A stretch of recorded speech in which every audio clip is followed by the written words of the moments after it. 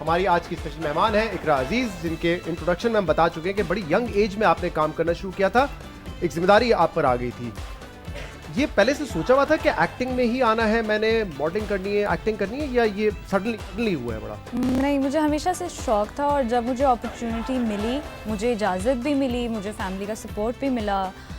मेरी अम्मी शूट्स पे हमेशा मेरे साथ जाती रही हैं। मेरी सबसे पहली शूट जो थी उसमें मेरी बहन मेरे साथ थी। So when I got all of that, तो मैंने बोला फिर क्यों नहीं। लेकिन आपने सोचा हुआ था कि मुझे हमेशा से शौक था। मुझे बहुत कोई बैकग्राउंड ऐसा आपका फैमिली का किसी का कुछ भी नहीं था। बस मेरे अंदर खुद एक शौक था, शीशे में देख के, आईने में देख के एक्टिंग करना, पुरानी गानों पर। अच्छा, मतलब कोई ट्रेनिंग, फॉर्मल ट्रेनिंग वगैरह कोई ऐसी चीज नथिंग। हालांकि ऐसी कमाल अदाकारा हैं ये अवार्ड शो में गई हैं, अवार्ड भी लिया, साथ एक अदद मियाँ भी लेके आई हैं वहाँ से। एक अवार्ड नहीं, इसमें 2 अवार्ड्स दिए थे उन्होंने। 2 अवार्ड्स दिए थे और प्लस मियाँ। अवार्ड भी मिला और रिवॉर्ड भी मिला जो है।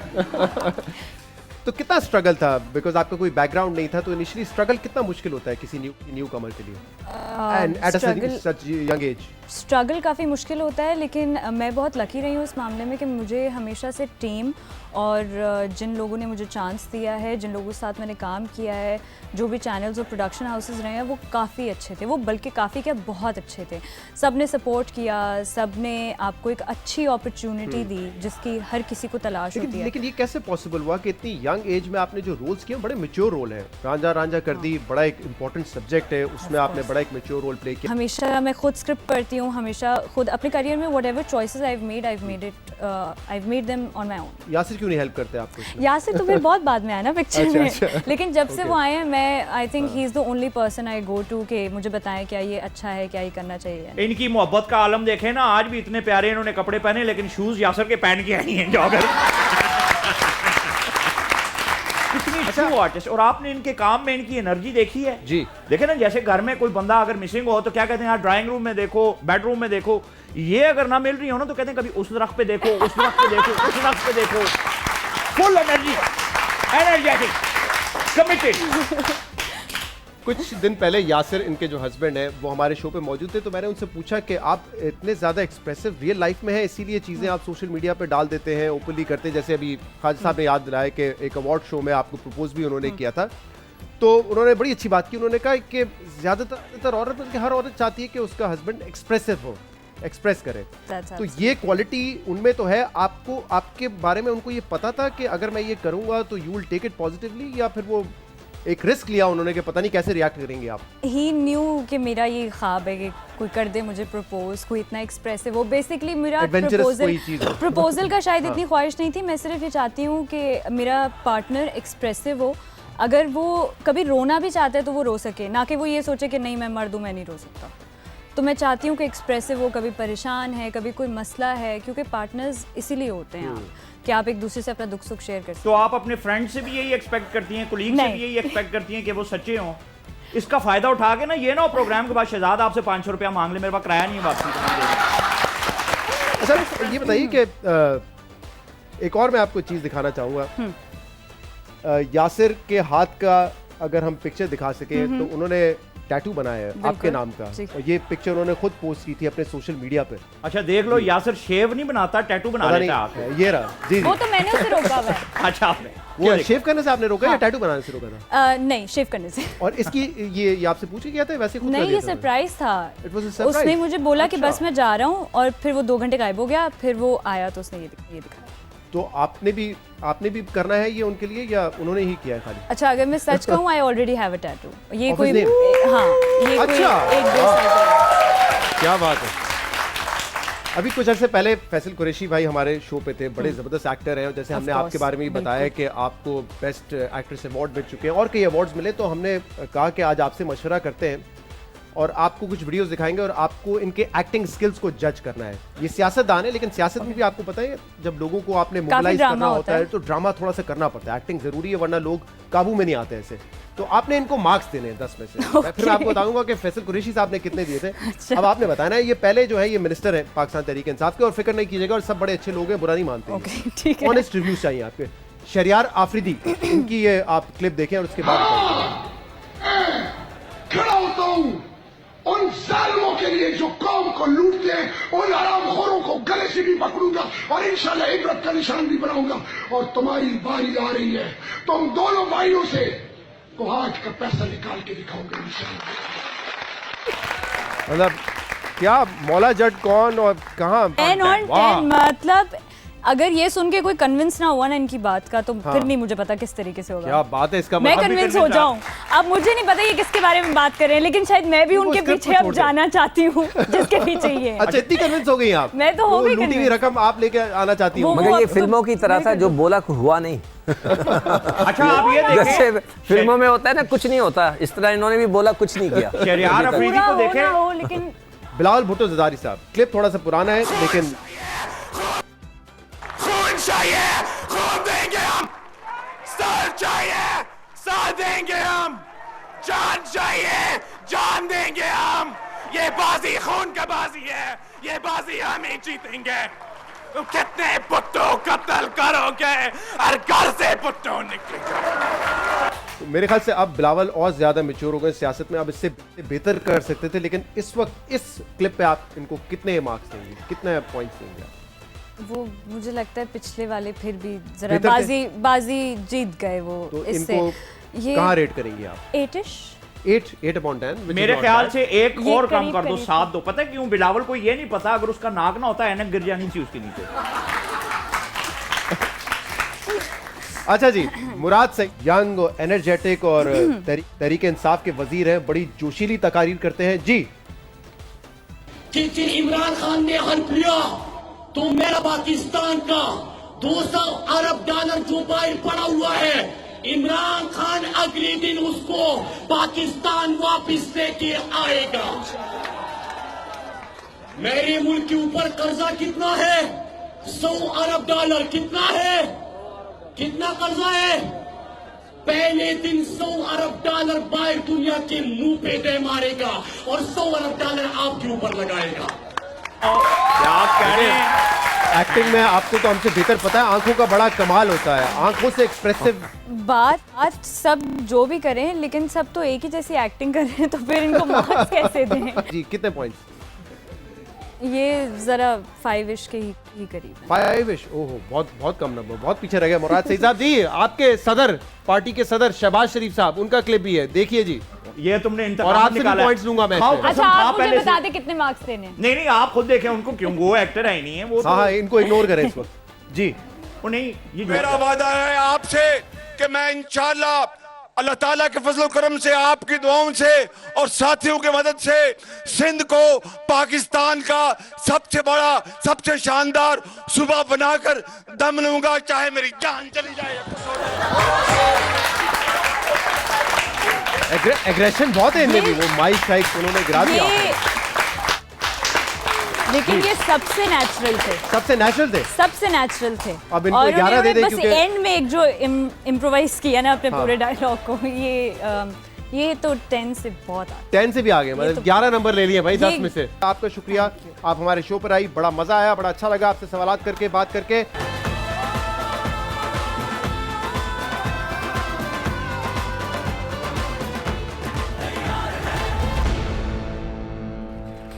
हमारे स्पेशल मेहमान हैं दी लेजेंड जावेद शेख साहब, जिनसे अब सवालात करेंगे। और जावेद साहब 46 इयर्स इन द इंडस्ट्री, 74 में आपकी पहली फिल्म आई धमाका। उसने तो धमाका नहीं किया, लेकिन इसके बाद से आप धमाके पे धमाका करते हुए हैं। नहीं, बस अल्लाह का करम है कि बात अब तक बनी हुई है। हम तो सिर्फ इतना ही कहेंगे, मगर ये है कि इसके पीछे बहुत स्ट्रगल है, बहुत स्ट्रगल है। पहली फिल्म से पहले भी? पहली फिल्म से पहले भी, पहली फिल्म से पहले भी मैंने यानी कि जो मैंने काम शुरू किया वो मैंने एक एक्स्ट्रा के रोल से किया। टेलीविज़न पे एक्स्ट्रा का किया, रेडियो पे एक्स्ट्रा का किया और फिल्म में एक्स्ट्रा का किया। यानी कि एक एक शॉट, एक एक सीन, एक एक जुमला। अच्छा। बात ये है कि आपने, यानी कि मिसाल के तौर पे, मैं जब रेडियो पाकिस्तान गया तो मैंने कोई 5 दफ़ा अपना ऑडिशन दिया, मैं 5 दफ़ा फेल हुआ। लोगों ने कहा कि यार आप कुछ सही नहीं बोल रहे, अच्छा नहीं है, आप में वो जो आपकी पंजाबियत बहुत ज़्यादा है, तो लिहाजा। मगर मैं कभी भी दिल बर्दाश्त नहीं हुआ, लगा रहा। छठी दफ़ा जाके मैंने ऑडिशन दिया और मैं सेलेक्ट हो गया। एक लाइन एक जुमला मैंने रेडियो पाकिस्तान में किया। एक लाइन एक जुमला और वो छठा ऑडिशन था आपका? छठा ऑडिशन। ओके, देन उसी वक्त नया टेलीविज़न आया था, तो मैं एक सिफारशी एक्टर के तौर पे किसी को मैंने कहा यार मुझे टीवी पे काम करना है। तो आफ्ताब अफगानी साहब एक प्रोड्यूसर थे, उन्होंने अमीर इमाम साहब को फ़ोन किया। अमीर इमाम साहब बहुत बड़े प्रोड्यूसर डायरेक्टर थे पीटीवी कराची के। तो उन्होंने फ़ोन किया, एक लड़का है यार, इसको ज़रा तुम देख लो यार।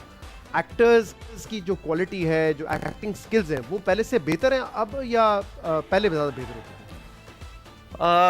मेरे हिसाब से पहले का एक्टर ज़्यादा प्रोफेशनल था। आजकल के एक्टर अच्छे हैं, बहुत अच्छे एक्टर हैं, हमारे मुल्क में बहुत अच्छा टैलेंट है, बट मैं समझता हूँ कि जो नए लड़के हैं उनमें प्रोफेशनलिज्म की कमी है। ओके, हाँ, मतलब उसमें क्या है, ज़्यादा प्रैक्टिस नहीं करते, वक्त पे नहीं आते, किस किस्म के मसाइल? 24 घंटे फ़ोन पे होते हैं। इसी यहाँ कैमरा लगा हुआ, यहाँ कैमरा लगा हुआ और वो हाथ में फ़ोन, ठीक है, हाँ क्या शॉट है, हाँ चलो। अब मेरा मतलब है कि जो प्रोफेशनल एक्टर होता है वो फ़ोन कभी अपने पास नहीं रखता। मैंने आज तक सेट पे, जब मैं सेट पे होता हूँ, मेरा फ़ोन मेरे लड़के के पास होता है, रियाज मेरा लड़का है, उसको मैं दे देता हूँ। उसको अलाउ नहीं है कि फ़ोन मुझे सेट पे ला के दे या मैं मैसेज करूँ। आप उस कैरेक्टर में रहते हैं, आप उस कैरेक्टर में जब तक रहेंगे नहीं आप परफॉर्म क्या करेंगे, यू सी। तो ये इन लड़कों में और उस एक्टरों में बहुत फ़र्क है। अच्छा, आपने कॉमेडी रोल्स भी बड़े ज़बरदस्त किए हैं, ड्रामे में भी किए हैं, फिल्म से भी किए हैं। कुछ सियासत में भी आपको लगता है कि कहीं ना कहीं कॉमेडी होती है, कोई ना कोई ऐसे बयान होते हैं या दिलचस्प होते हैं या मजाक खेज होते हैं? तो मैंने कुछ बयानात आपके लिए निकाले हैं और आपने मुझे बताना है कि इनमें से ज़्यादा दिलचस्प और मजाक खेज कौन सा बयान आपको लगा है। तो तैयार है इसके लिए? इनको आपने नंबर देने। पहला जी है जरताज गुल साहिबा की, इन्हीं की पार्टी की वजीर है। उन्होंने एक बयान दिया था, ये सुनिए जी, सुनाइए।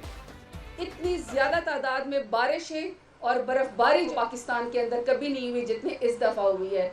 उसका क्रेडिट भी मैं अपने आप को नहीं दे रही। मुझे पता है सोशल मीडिया पे चल रहा है, लेकिन मैं अपने आप को क्रेडिट नहीं दे रही। वो मैं credit prime minister Imran Khan को दे रही। दिलचस्प लगा आपको बयान ये?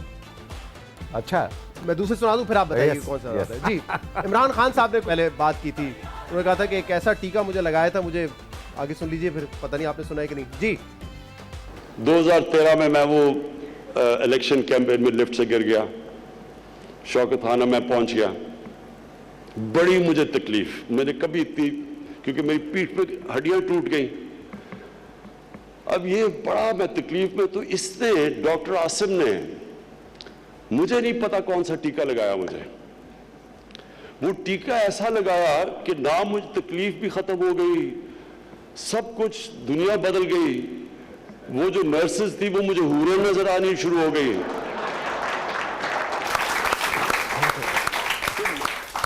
एक टीके ने इनको जन्नत पहुंचा दिया, हूरें नजर आने लगी। ऐसा कोई टीका आपने कभी इस्तेमाल किया है? या फरीदी साहब के पास हो सकता है हो। मैं खुदा की कसम, आप मेरे साथ पर्सनल हो रहे हैं, मैं आपको पहले बता रहा हूँ। आपने दोनों क्लिप हमारी पार्टी का दिखाया, आपने कोई नून लीग का नहीं दिखाया। नहीं, मैं रुक जाइए ना, हौसला तो रखे ना आप। आप देखिए तो शुरुआत है। ये सीकू भाई ने फिर शरारत की, मैं शेख एक और मजाक सुना दूंगा खुदा। मैं भी सुनाऊंगा। इनके घर के बाहर से एक दफा बिल्ली बाहर निकली थी, इनकी पालतू बिल्ली। मैंने कहा किधर जा रही हो? कहती है भूखा मरने से अच्छा है गाड़ी के नीचे आके मर जाओ।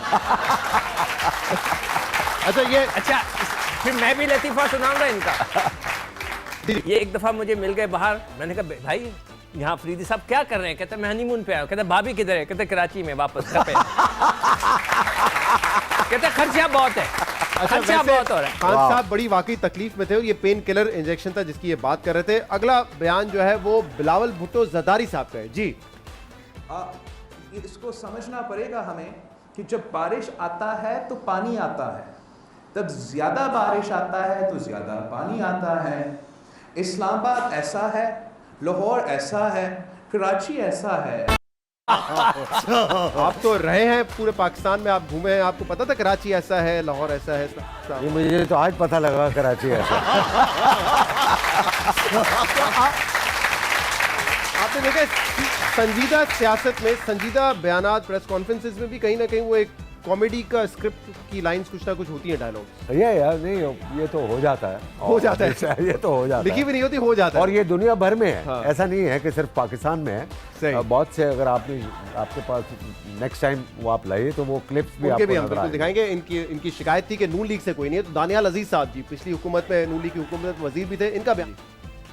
तो मुझे एक ख्वाब में भी ये आया कि बैल्कनी पे खड़े हैं नवाज शरीफ साहब और आगे बहुत बड़ा क्राउड है और वो इस तरह से एक किस ब्लो कर रहे हैं और धड़कन की आवाज कह रहे हैं आई लव यू, और आवाम जो है वो उनके लिए दुआएं मांग रही है। तो आई थिंक ये बड़ा खुशाइन बात है। उनकी पार्टी के हैं, तो अपने कायद के बारे में बात करें कि बैल्कनी में किसेस ब्लो कर रहे थे और कह रहे थे आई लव यू। ये देखें तो आवाम कह रही थी किस मौके पे किस की बात कर रहे हैं। मुझे पता होना चाहिए। वो कह रहे थे नवाज शरीफ साहब अपने जो कारकुनान हैं, जो उनके चाहने वाले, उनको किसेस ब्लो कर रहे थे। तो कौन सा बयान आपके ख्याल में सबसे बेस्ट है, दिलचस्प कौन से ज्यादा? बारिश नीचे आता है, बारिश ऊपर जाता है, इधर से उधर जाता है, कराची ऐसा होता है। बिलावल साहब ये कॉम्पिटिशन जीत गए।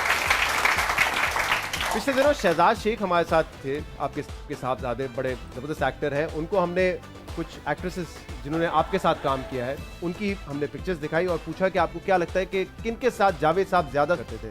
तो उन्होंने कहा जावेद साहब शायद समझते हैं। चलो मैं आपको उनका जवाब बाद में बताता हूँ, पहले आपको पिक्चर्स दिखाता हूँ। तो आप बताइए कि आपका जी माशाल्लाह लीडिंग लेडीज बाबरा शरीफ है, नीली है, शबनम है, कौन से आपके ख्याल में को एक्टर थी जिसके साथ आपको सबसे ज्यादा मजा आया काम करने? नीली। यस। इसकी क्या वजह? नीली है। मैं मिस कर गया। नीली है, मैंने कहा, आपने कहा क्या मजा? नीली है। हाँ, पीली को तो मैं पसंद ही नहीं करता। अच्छा, यही शहजाद का भी यही ख्याल था कि जावेद शेख साहब अगर होंगे तो वो यही नीली का ही नाम देंगे। Yes, it is true, because हमने बहुत काम किया है और माशाल्लाह बहुत अच्छी एक्ट्रेस थी, बहुत अच्छी इंसान थी। और आज देखें, किसी से भी पूछें, इंडस्ट्री के किसी भी आदमी से, इन्होंने अपना नाम बनाया और आज भी अगर जहाँ भी हैं वो खुश रहें। माशाल्लाह इन्होंने बहुत अच्छी खातून, बहुत अच्छी एक्ट्रेस। आज तक उन्होंने कोई ऐसी इंडस्ट्री में उनका किसी के साथ झगड़ा नहीं हुआ। सही, एंड शी वाज 100% प्रोफेशनल। बड़ी ज़बरदस्त बात है। अच्छा जी, अगला सवाल है कि आपने फिल्म ज़्यादा की है या स्कैंडल्स आपके साथ? ये कैसे सवाल है यार? गलत सवाल है, लेकिन ये क्या नहीं, गलत सवाल सही है, सवाल सही है। अच्छा, आपने कहा फिल्म ज़्यादा की है, स्कैंडल की है? फिल्म ज़्यादा की है या स्कैंडल ज़्यादा है आपके? नहीं, फिल्म ज़्यादा है, अभी स्कैंडल इतने नहीं हुए। मतलब उसका चल रहा है? नहीं, काउंटर नहीं, खत्म हो गया। ये क्या वजह है? ये स्कैंडल्स जो रूमर्स होती थी सच होती थी या मेरा मतलब है, देखो, एक चीज आपकी लाइफ से मुंसलिक होती है, ठीक है ना? आप किसी के साथ है, मुंसलिक है, और आप उसको स्कैंडल का नाम दे दें या कुछ भी दे दें, क्या फ़र्क पड़ता है? I don't mind, I don't mind. मैंने हमेशा ज़िंदगी में जो काम किया है खुल के किया है। उस वक्त तो सोशल मीडिया भी नहीं था, तो ये खबरें कैसे आती थी बाहर से? वही, मुझसे ज़्यादा तो ऐसे लोग हैं जिनके स्कैंडल और शादियाँ मुझसे ज़्यादा हैं। आप अच्छा, उनका नाम किसी का नहीं आता। बदनाम वैसे ही हो वो गए। मैं बदनाम ज़्यादा हो गया। आप तशरीफ लेकर आए जावेद भाई, बहुत शुक्रिया, आप आए, बहुत अच्छा लगा। Thank you very much for coming.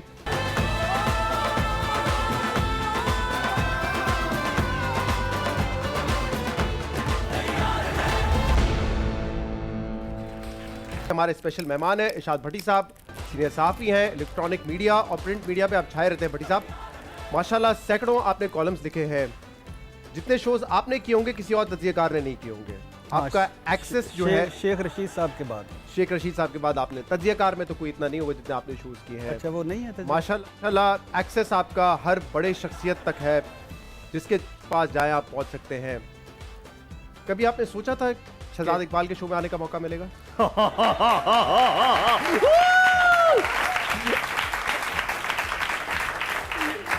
भट्टी साहब से बड़ा प्यार है इसलिए नहीं सोचा। तो उसकी वजह ये थी कि शहजाद इकबाल जिस शो में उसमें मुझे बुला ले, कभी नहीं हुआ। बहुत सारे लोग समझते हैं कि कोई आप पैराशूट से आए और सहाफत में आ गए, इलेक्ट्रॉनिक मीडिया में आ गए, कोई बैकग्राउंड नहीं था। कहानी क्या है? ये कोई जहाज की लैंडिंग थोड़ी है कि पैराशूट से आए तो फिर मैं पैराशूट वहीं टिक गया। एल्फी लगी हुई थी नीचे। तीन पहला तो जब मैं बीए में था, प्राइवेट ही किया, FA BA MA। तो बीए में था तो जंग लाहौर में हम ट्रेनिंग वो 2-3 साल वहाँ की।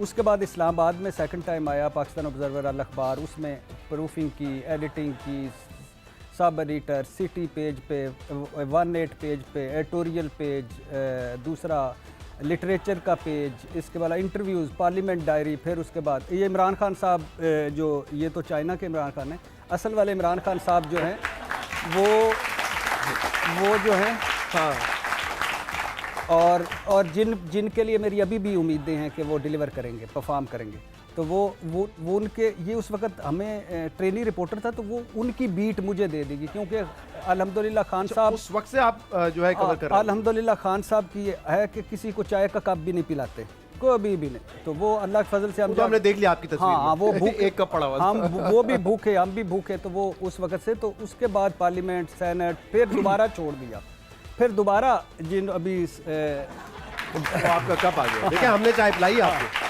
भट्टी साहब वाकई एक ही आपको वाकई नहीं पिलाई? दूसरी तस्वीर चलाएं जी जिसके आगे 2 कप थे वो प्लीज चलाएं। अच्छा भट्टी साहब, आपके जवाब बड़े दिलचस्प होते हैं, जैसे मैंने कहा आप बड़ा इंटरेस्टिंग बनाते हैं मीडिया को, लेकिन कुछ लोग कहते हैं आपके स्क्रिप्टेड आंसर होते हैं, पहले से आप लिख कर आए, तो ये तनकीद भी होती रहती है। असल में ये तब था, एक तो जब मैं आया इलेक्ट्रॉनिक मीडिया पे सलीम साफ़ी साहब उसमें लाए, और रऊफ क्लासरा, आकाश सलीम साफ़ी साहब आपको लेकर आए। हाँ, अल्लाह के फजल से, और आज तक पिछता रहे हैं, और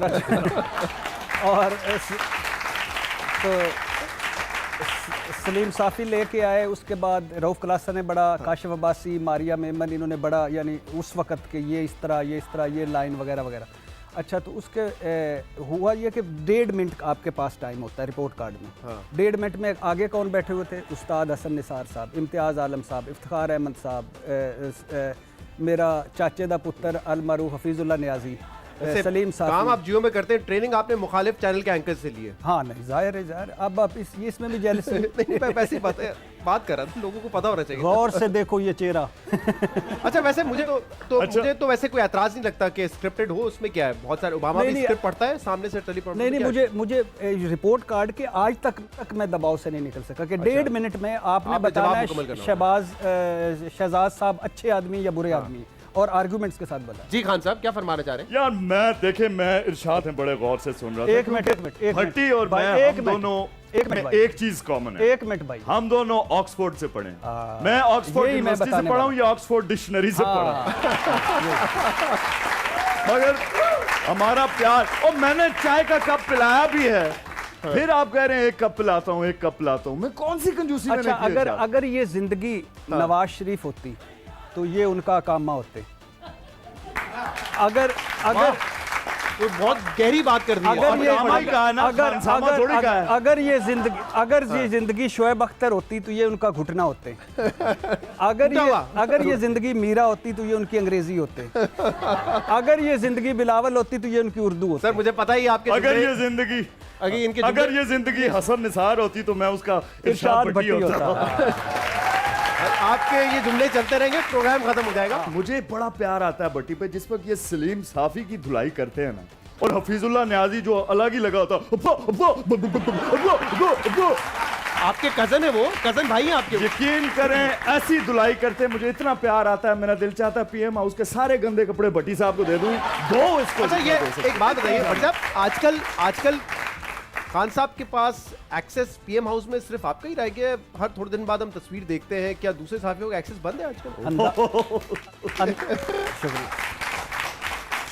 हाँ। आप पहले तो अंदाजा करें कि हमारे वजीर आजम का जिसके गंदे कपड़े को नहीं धो रहा आप अंदाजा करें।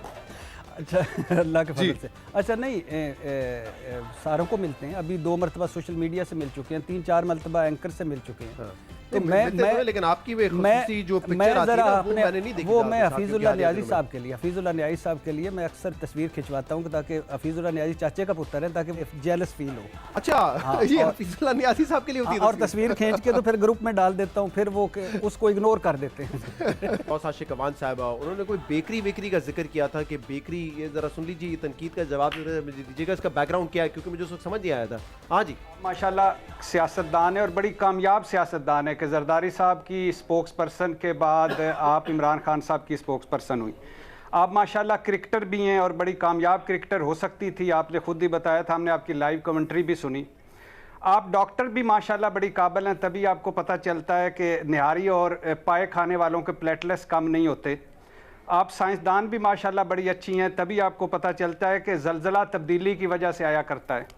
आप दिलों के भेद भी माशाल्लाह बहुत अच्छे जानती हैं कि आपको पता है कि दो टके का बंदा कौन है और 4 टके का बंदा कौन है। तो ये मैं पूछना ये चाहूँगा सोहेल वड़ैच साहब का सवाल कि आप ये इतना सारा कुछ कैसे मैनेज कर लेती हैं? इस तरह भट्टी साहब, जिस तरह माशाल्लाह आप का सफ़र जो है वो यहाँ से शुरू होता है मैरियट से और फिर आहिस्ता आहिस्ता बुलंदियों पे पहुँचता, वो बेकरी की मार्केटिंग करते करते आप सहाफ़ी बन जाते हैं।